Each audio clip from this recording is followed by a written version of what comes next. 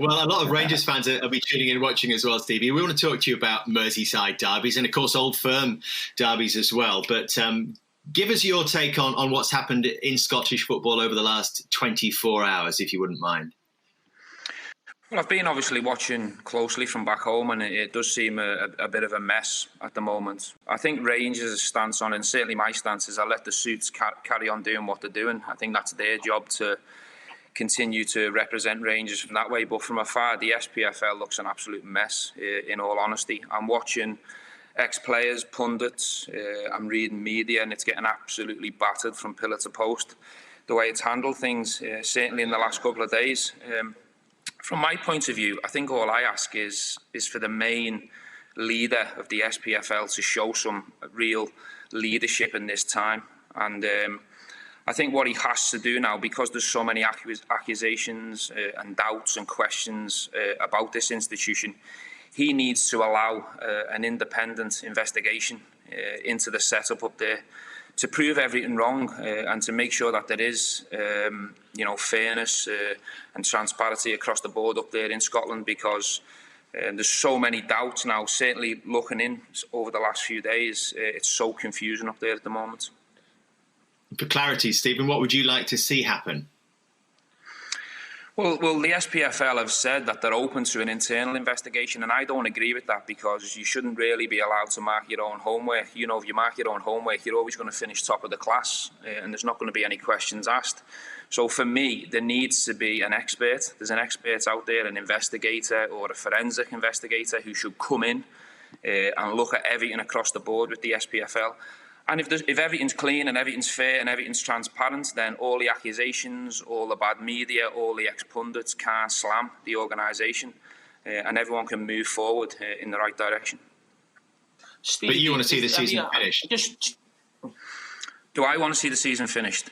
Well, look, I think first and foremost, I certainly understand the situation that we're in. I think there's more important things to be focused on right now. Obviously, our own personal families and our fans and the supporters and the health of everyone's obviously the most important thing right now. Ideally, of course, I'd like to see everyone back playing and to finish the season off.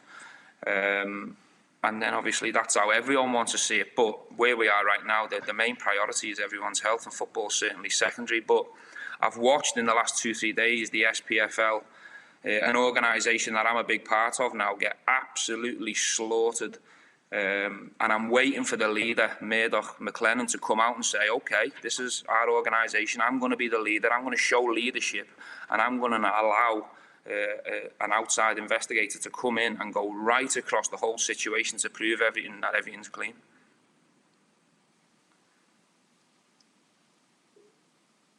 Carrie, you want to come in? Yes, Stevie. I mean, obviously on the back pages today in England, there's a lot of talk about maybe the EFL maybe doing something similar to what the bottom divisions in Scotland have done. And I'm just wondering what the effect is that, where there's talk of the lower divisions in Scotland, but the Premier League at this moment still carrying on. As I said, with your English or Premier League hat on, is that something that you could see similar happen in down in England?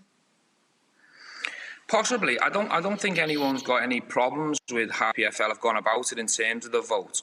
It's because everyone feels as if everyone's being backed into a corner to give that vote. Basically, they're saying that no money can be given out until you give that vote. So if you're a team in the middle of that league and you're safe from relegation, or you're not involved in promotion or playoffs or to win anything, you're bound to vote yes, because you want your money straight away, and you might be in financial difficulties. So that's not really a fair vote, if you like, and that's the reason why they've managed to get 81% of the votes.